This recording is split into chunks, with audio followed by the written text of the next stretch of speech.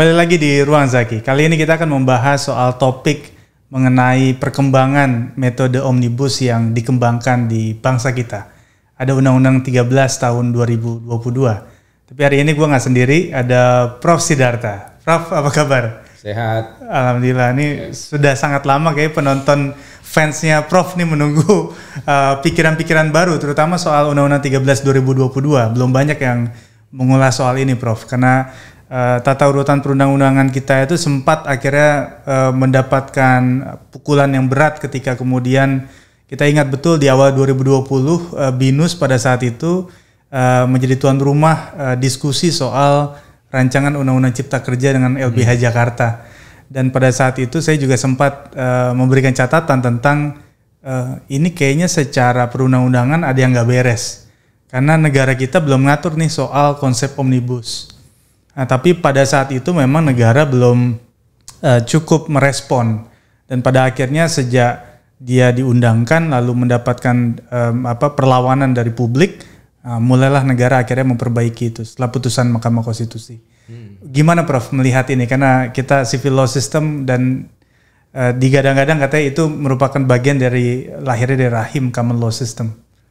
Sebenarnya tidak tepat juga ya disebut itu adalah keunikan dari common law ya.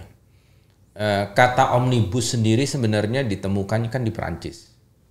Itu awalnya sebenarnya ini cerita sedikit ya, latar belakang historis kenapa muncul terminologi omnibus ini. Dulu itu ada satu pabrik gandum penggilingan tepung lah ya di kota Nantes. Tulisannya Nantes gitu bacaan kota Nantes di Prancis itu 1823 sekitar segitu. Ada seorang pelaku usaha yang menggunakan mesin dengan menggunakan uap air untuk menggiling tepung itu. Nah, untuk supaya mesin ini bergerak dia butuh air kan untuk dipanaskan. Nah, dia sayang nih airnya kok dibuang. Akhirnya dia memanfaatkan air ini untuk bikin usaha sampingan, sauna gitu ya. Nah, cuma sayangnya pabrik ini rada jauh dari kota Nantes ini, dari pusat kota Nantes ini, sehingga dia membutuhkan mobil. Sebenarnya zaman dulu itu kereta yang ditarik kuda ya, untuk mengangkut orang yang mau mandi sauna di dekat pabriknya itu. Nah, lalu dia bikinlah kereta yang agak panjang gitu ya, yang isinya bisa beberapa orang begitu dan ditarik kuda awalnya untuk mengantar dan menjemput orang-orang yang datang untuk mandi sauna itu. Itu dari pusat kota Nantes ke pabriknya. Rupanya yang memanfaatkan ini tidak hanya orang yang mau mandi sauna, tapi masyarakat yang kebetulan mau ke arah itu juga pakai kendaraan itu. Jadi dia sekarang punya 3 usaha dia. Usaha sauna, kemudian pabrik penggilingan, dan satu lagi transportasi. Nah, dia kasih nama ini dengan omnibus. Jadi omnibus itu, kata omni itu dalam bahasa Latin artinya semua. Jadi bus untuk semua. Nah, usaha ini kemudian berkembang di kota Bordeaux dan Lyon kalau nggak salah. Nah, sejak tahun 1826 itu udah dikenal di Perancis itu jadi model transportasi seperti itu.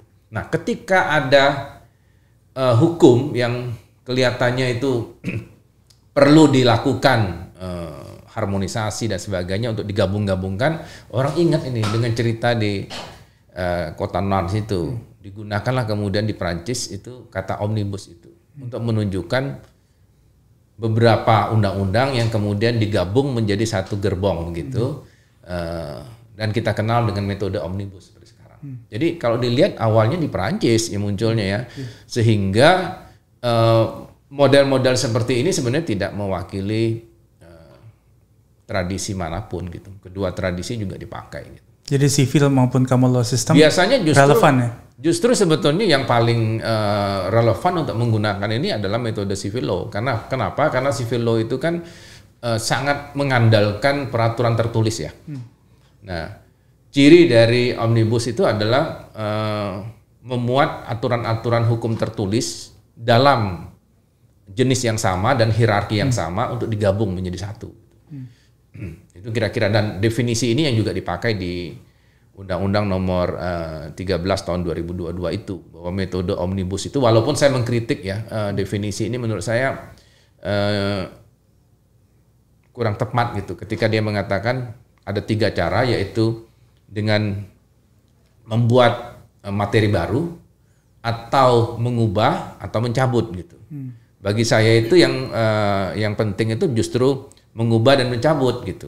Karena membuat aturan baru itu ada konsekuensi dari mengubah dan mencabut kan.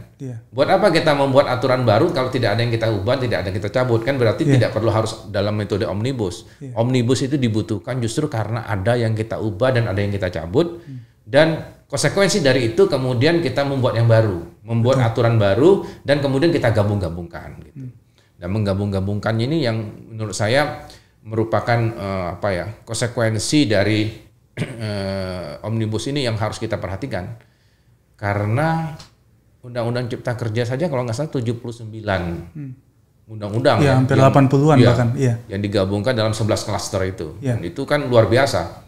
DPR kita saja untuk masa sidang yang kemarin 2001-2022 itu hanya bisa menghasilkan 32 undang-undang.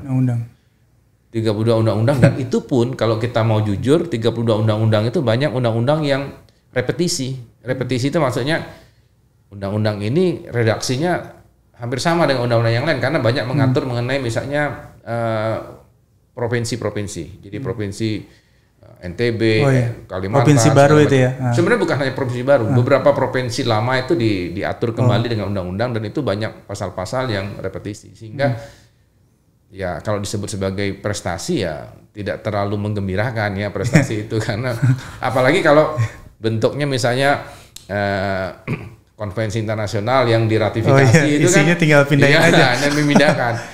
Ini bayangkan 79 undang-undang yang diubah, kemudian dicabut, ada yang dicabut, diatur baru, digabungkan gitu kan. Luar biasa kan dalam satu undang-undang, dan risikonya juga besar ya. Mungkin akan kita bahas ya mengenai risiko ini. Ya, yang juga jadi pertanyaan itu seandainya kita bicara soal undang-undang Cipta Kerja, let's say dia ada 80 lebih undang-undang misalnya yang terkena dampak. Pertanyaannya apakah dia hanya mencomot pasal-pasal tertentu misalnya dari undang-undang ketenagakerjaan, undang-undang tentang pendidikan dan lain sebagainya, atau memang betul-betul mereka pindah nih dari undang-undang yang lama pindah semua ke undang-undang Cipta Kerja itu, Prof? Kalau metode omnibus harusnya nggak begitu. Omnibus itu sebenarnya dia tidak mungkin mencabut seluruhnya. Jadi dia parsial saja. Kalaupun ada yang dicabut itu parsial ya. Tidak mungkin dia meruntuhkan keseluruhan undang-undang itu. Nah, memang ada problemnya karena undang-undang ini digabungkan dengan undang-undang lain kan pasti ada tujuannya ya. Kalau kita lihat pemerintah Jokowi misalnya tujuannya lebih untuk mempermudah perizinan misalnya ya, untuk menggait investasi lebih banyak, kan itu tujuannya, sehingga pilihan-pilihan pasal-pasal yang dicomot itu pasti yang kira-kira relevan dengan tujuan itu gitu. Nah, kekhawatiran kita pertama tentu saja kehadiran undang-undang ini belum tentu perkawinan yang ideal ya. Kadang-kadang dipaksakan begitu. Boleh jadi itu akan mengganggu undang-undang induknya gitu. Misalnya pasal-pasal tertentu itu kemungkinan kalau diubah tanpa melihat keseluruhan bangunannya, dia bisa meruntuhkan asas-asas yang penting gitu. Ibarat rumah itu 1-2 tiangnya kita ambil, kita pindahkan ke undang-undang lain kan. Nah, dia sudah kehilangan tiang tuh di undang-undang induknya. Nah, bisa jadi itu kalau diguncang gempa sedikit dia runtuh gitu. Itu yang kita khawatirkan. Kadang analogi saya tuh kalau tubuh manusia itu diambil paru-parunya doang atau diambil ginjalnya doang, itu nggak jadi manusia yang sempurna gitu kan.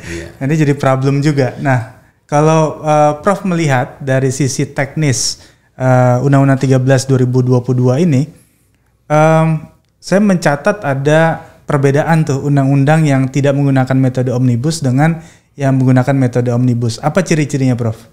Iya, cirinya bisa dilihat dari fisik dari undang-undangnya pasti ya. Ada di situ ada pasal-pasal tertentu yang dikatakan sekarang berbunyi sebagai berikut, begitu. Itu kan menunjukkan model seperti dulu kita mengenal perubahan gitu. Undang-undang yang kita ubah itu kan selalu bukan menyusun ulang pasal demi pasal diurut ulang, tapi beberapa pasal kemudian dikatakan sekarang berbunyi seperti ini, berbunyi. Itu pasti ada kata-kata itu. Nah, di Undang-Undang 13 itu sebenarnya gabungan dari itu. Jadi kalau kita lihat di awalnya dia mengurutkan beberapa pasal, itu kelihatannya ingin menampung ke pesan-pesan yang ada di putusan MK ya.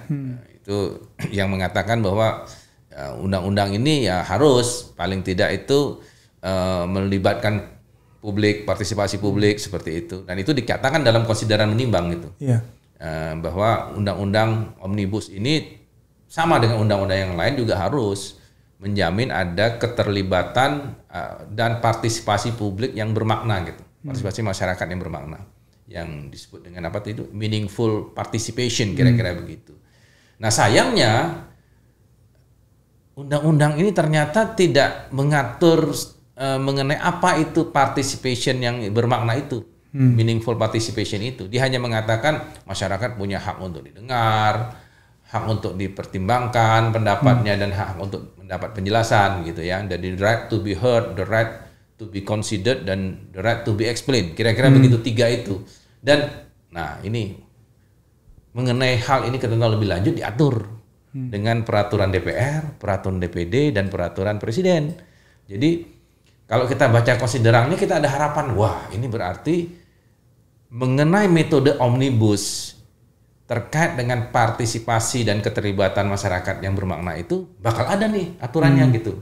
Setelah kita baca, oh kok dilimpahkan lagi ke DPR, DPD, dan Presiden. Jadi sebenarnya dia nggak menjawab benar. Jadi artinya idealnya itu diatur langsung di undang-undang kan? Harusnya, karena kita menunggu itu gitu. Kan MK tuh mencatat itu kan. Cacat formil yang temporary itu. Mencatat itu. Ini kok belum gitu. Dan kita berharap orang mengatakan belumnya itu sekaligus dengan kritik bahwa metode ini tidak ada dalam undang-undang pembentukan peraturan perundang-undangan, sehingga undang-undang nomor 13 itu kan ingin menambal itu. Oh sudah ada loh sekarang, kira-kira begitu. Dan partisipasi publik yang Anda minta juga kami sudah atur loh gitu. Cuma setelah kita lihat di penjelasan umum hanya ada tiga itu tadi, the right to be heard, the right to be considered, dan the right to be explained.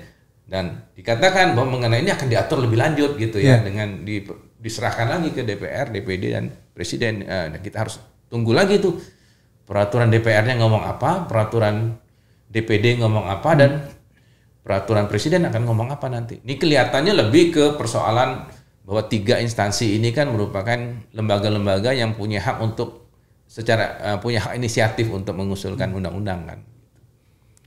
Oh, jadi diadresnya kepada institusi-institusi tadi itu ya, Prof? Ya, untuk mengatur mengenai partisipasi publik itu gitu. Kalau di DPR, DPD, dan apa tadi MPR itu diatur di mana, Prof? Kira-kira nantinya? Kalau peraturan Presiden kan jelas ya. Peraturan DPR, peraturan DPD kan lembaga-lembaga itu kan walaupun peraturan DPR dan peraturan DPD tidak ada dalam jenis-jenis yang disebutkan dalam undang-undang tentang pembentukan peraturan undang-undangan, tapi mereka lembaga yang memang kita maknai juga punya kewenangan untuk menerbitkan ya peraturan yang bisa kita sebut sebagai peraturan perundang-undangan juga. Nah, saya lihat juga salah satu ciri khas yang kemudian membedakan antara undang-undang dengan metode omnibus dengan tidak itu ada ditulis, Prof. Jadi di undang-undangnya tulis menggunakan metode omnibus. Nah itu Prof mencatatnya bagaimana? Apakah itu juga satu hal yang penting juga sebagai pembeda? Ya sebenarnya tanpa disebutkan pun kita tahu kalau itu metode omnibus. Kalau dia menggabungkan beberapa undang-undang dengan cara mencabut, mengubah, dan sebagai konsekuensinya dia mungkin menambal ya dengan materi baru begitu, tanpa harus meruntuhkan keseluruhan dari undang-undang induk. Itu pasti omnibus itu. Jadi undang-undang Cipta Kerja itu walaupun nggak disebut omnibus ya kita tahu bahwa metodenya omnibus gitu. Kan sebenarnya omnibus itu cirinya itu ya. Di samping kalau kita lihat dari jumlah halamannya bisa sangat fantastis. Pasti banyak lah. Ya, itu. Undang-undang Cipta Kerja setahu saya hampir 1000 halaman kan. Ya. Gitu. Kemudian kita punya lagi misalnya undang-undang harmonisasi perpajakan. Itu yang kemudian disebut juga sebagai bagian dari produk omnibus. Undang-undang ibu kota. Nah ini saya nggak tahu deh apakah juga termasuk. Tapi digadang-gadang waktu itu ada selain cipta kerja dan harmonisasi perpajakan, ibu kota juga termasuk ke dalam metode omnibus katanya. Sebenarnya metode omnibus itu tidak harus selalu dijadikan sebagai senjata pamungkas ya. Kalau kita melihat tidak ada kebutuhan untuk mengatasi disharmonisasi ya. Kan sebenarnya metode omnibus itu dipakai karena ada kebutuhan percepatan sebetulnya ya. Tadi saya katakan kalau kita melihat caranya DPR itu slow gitu ya, 32 undang-undang itu sudah dianggap prestasi gitu ya. Padahal Balik itu mencatat banyak sekali kan undang-undang yang prioritas ya diprioritaskan gitu. Prolegnas gitu ya. Dan itu kan hampir tidak pernah tercapai gitu. Iya. Kadang-kadang malah yang ditulis di prolegnas nggak dibuat, yang nggak ada di prolegnas malah dibuat. Karena lebih banyak keinginan daripada kebutuhan kadang-kadang. Nah, harusnya itu jadi terobosan kalau memang ada kebutuhan yang mendesak ya. Misalnya kayak tadi, kita melihat alasannya kan karena pandemi lah segala macam, butuh langkah cepat. Oke, itu kita bisa terima gitu. Tapi menurut saya omnibus itu selalu ada konsekuensi. Jadi kecepatan itu selalu berbarengan dengan kekurang hati-hatian pasti. Iya. Kalau Anda makin cepat kan sama aja. Kalau kita mengendari kendaraan kan makin cepat. Resiko. Iya, risikonya kita makin kurang waspada kan. Pasti ada potensi untuk kecelakaan lebih tinggi gitu. Nah, omnibus kan kita lihat aja. Undang-undang Cipta Kerja itu salah ketiknya banyak sekali kan. Dan itu menurut saya fantastis kesalahan ketiknya. Bahkan nama undang-undang aja salah di ngetiknya. Saya tahu karena misalnya bidang saya itu undang-undang persaingan usaha coba. Kalau kita persaingan usaha itu salah itu. Menyebut nama undang-undang aja salah gitu. Dan kita bisa bayangkan untuk kualitas undang-undang kalau hanya sisi-sisi kesalah ketik itu sebanyak itu, betapa cepatnya gitu ya proses pembentukan itu gitu. Jadi dikejar waktu dan sebagainya gitu, harus selesai kapan gitu. Sehingga membaca pun kita nggak hati-hati. Dan itu kan sangat fatal kalau undang-undang itu salah tulis, salah redaksinya salah gitu. Ya. Bahkan perpunya ketika baru dikeluarkan awal tahun 2023 di GR lagi di Mahkamah Konstitusi oleh publik kemarin itu, karena bagi pemerintah alasannya adalah amanatnya putusan MK itu sudah diakomodir lewat Undang-Undang 13 2022 tentang meaningful participation itu. Tapi buat publik merasa masih ada waktu sekitar mungkin setahun gitu untuk kemudian memperbaiki substansi. Jadi seolah-olah substansi tidak dibereskan, Undang-Undang 13 2022 itu menjadi argumentasi negara agar ya udah ini bisa tetap jalan karena dianggap misalnya resesi ekonomi 2023 dan juga kebutuhan yang mendesak gitu ya, investasi dan lain sebagainya. Kalau Undang-Undang 13 itu kan boleh dikatakan memberesi kemasannya kan. Iya. Supaya metode omnibus ini dianggap eksis dalam proses pembentukan peraturan. Tapi Undang-Undang Cipta Kerjanya sendiri kan itu lebih substansial. Dan muncullah Perpu kan yang 2023 ya. Oke. Nah, pertanyaannya ketika Mahkamah Konstitusi dulu nomor 91 kalau nggak salah ya putusannya tahun 2020 itu mengatakan bahwa itu inkonstitusional syarat gitu ya. Apakah di benak para hakim konstitusi itu berpikir bahwa selama 2 tahun itu bisa diatasi dengan Perpu gitu? Seolah-olah undang-undang ini bisa diperbaiki dengan Perpu aja. Pasti menurut saya pikiran mereka ini diperbaikinya harus dengan undang-undang juga kan? Karena Perpu itu kan sebenarnya dalam hal ihwal kegentingan yang memaksa gitu misalnya ya. Betul.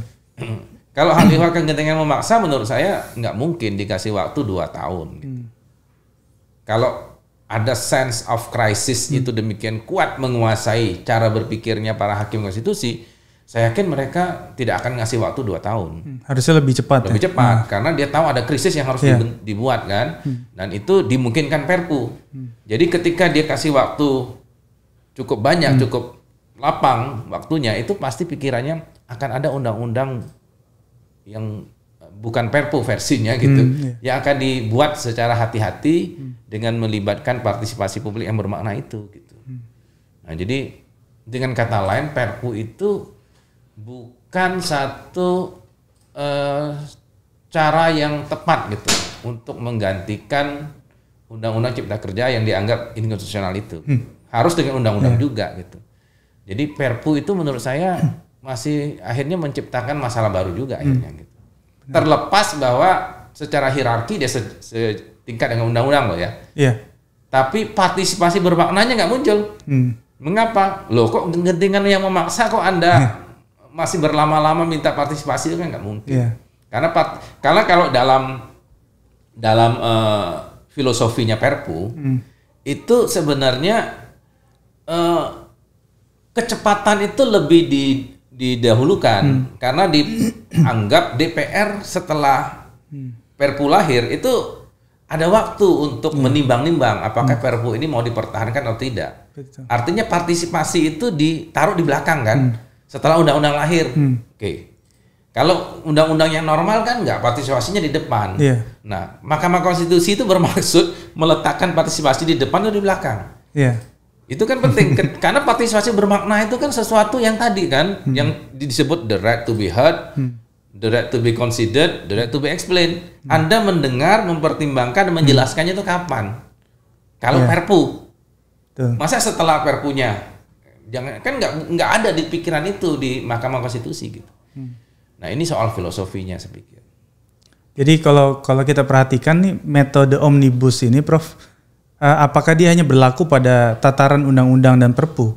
Bagaimana dengan aturan di bawah itu semua, PP dan seterusnya? Nah ini menarik. Coba kita lihat di definisi omnibus, metode omnibus yang ada di Undang-Undang 13 ya. Di situ disebutkan dalam satu peraturan perundang-undangan. Menurut saya kata satu peraturan perundang-undangan itu agak keliru. Mengapa? Karena di Undang-Undang 12 tahun 2011 itu memang ada definisi peraturan perundang-undangan. Kalau kita ngelihat di pasal 1 angka butir 2-nya, peraturan perundang-undangan adalah norma hukum tertulis sebenarnya. Ininya apa?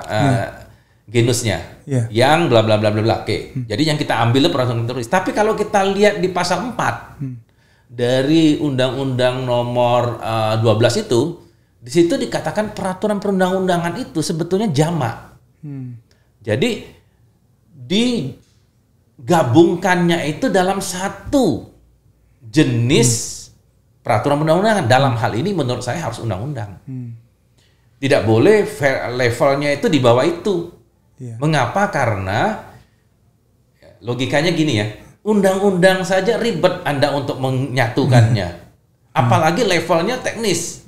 Itu pasti benturannya lebih banyak lagi karena urusan di atasnya itu ibaratnya anaknya berantem ya, ibunya bisa berantem lebih keras lagi, karena hal-hal yang sangat prinsip kan yang di atas itu gitu. Jadi lebih baik bereskan di level undang-undang gitu, yang disebut dengan omnibus law itu. Jangan bermain di wilayah yang sangat teknis, karena kalau di wilayah yang sangat teknis itu peraturan kebijakan juga selesai kok, belit rehal saja gitu. Tapi kalau kita lihat misalnya, ini kan omnibus ini kan juga dipakai tidak hanya di Prancis misalnya, tapi negara seperti Amerika dan lain sebagainya. Ada nggak Prof cerita soal negara yang kemudian menggunakan metode ini dan dia berhasil menangani situasi apakah investasi atau yang lain-lain? Banyak. Saya kebetulan membaca bukunya Pak Jim Lee ya mengenai omnibus. Saya bawa kebetulan buku. Di situ dia memberi banyak contoh di Kanada dan sebagainya, dan itu sebenarnya berhasil. Jadi sebenarnya saya ingin menegaskan, saya tidak berpretensi omnibus law itu metode yang keliru, enggak. Itu metode yang tepat juga. Kalau kita melihat ada yang disebut dengan obesitas peraturan gitu ya. Kalau Pak Jim Lee bilang itu kacamata orang hukum dengan kacamata orang teknik itu berbeda kata dia. Orang teknik itu tidak pengen terlalu banyak aturan, yang penting pragmatis aturannya bisa menyelesaikan banyak hal. Tapi orang hukum tuh pengen kalau bisa aturan itu bisa sekomplit mungkin, sekomprehensif mungkin, sehingga kecenderungan kita lebih obesitas gitu ya dibandingkan dengan orang-orang teknik gitu. Nah kebetulan kan presiden kita sekarang orang teknik nih. Ya, orang insinyur gitu ya. Insinyur. Ya, model kayak Pak Bung Karno lah dulu kan. Bung Karno ya dia bilang mad juristen, dia bilang can you revolusi makan kata dia. Kalau dengan para yuris itu kamu tidak bisa mengajak mereka berevolusi gitu. Ya kira-kira orang teknik itu rata-rata begitu ya, suka hal-hal yang kalau bisa lebih gerakan praktis, cepat gitu ya, taktis. Gitu ya, taktis. Tapi dia nggak tahu bisa jadi itu akan menabrak konstitusi dan sebagainya. Ya mungkin kebutuhan sekarang butuh cepat, saya tahu ya, apalagi kalau ada kondisi krisis dan sebagainya. Jadi ada PR setelah omnibus itu gitu. Itu yang harus dikerjakan. PR yang untuk apa ya? Untuk mengadjust kembali akibat goncangan dari perbenturan-perbenturan itu. Karena kalau enggak, dia merusak sistem loh. Sistem hukumnya yang dirusak. Kita nggak sadar bahwa tindakan pragmatis itu di satu sisi jangka pendeknya oke, tapi kita khawatir jangka panjangnya gitu.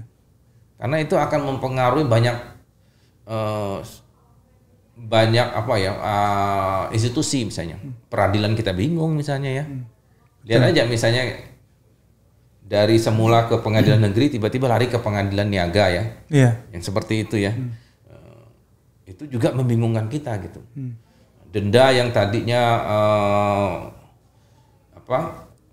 tidak dipersyaratkan harus dibayar lebih dulu, sekarang dipersyaratkan harus dibayar lebih dulu. Gimana cara pembayarannya? Segala kayak gitu itu bisa saja akhirnya melihat apakah itu masih sejalannya dengan filosofi dari undang-undang induknya gitu ketika undang-undang itu dibuat gitu seperti itu.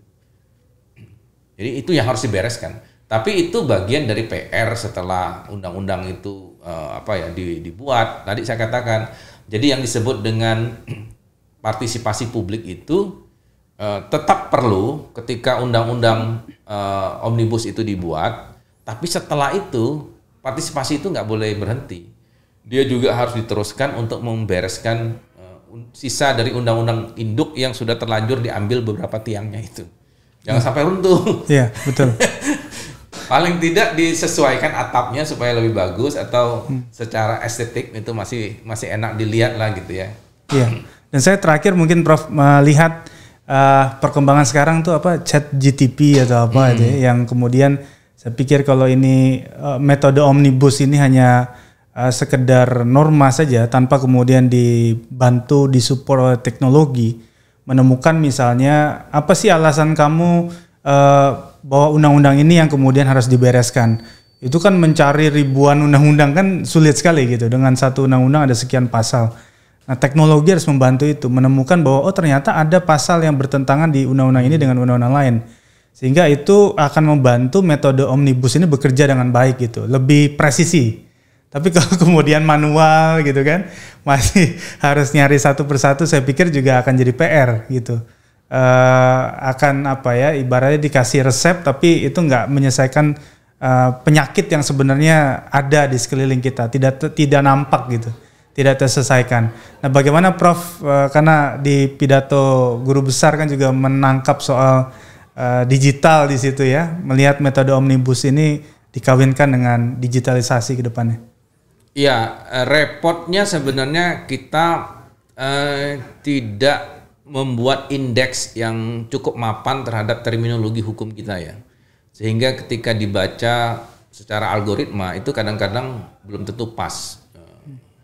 Misalnya apa yang disebut legal text mining itu juga belum banyak para ahli hukum kita yang tertarik.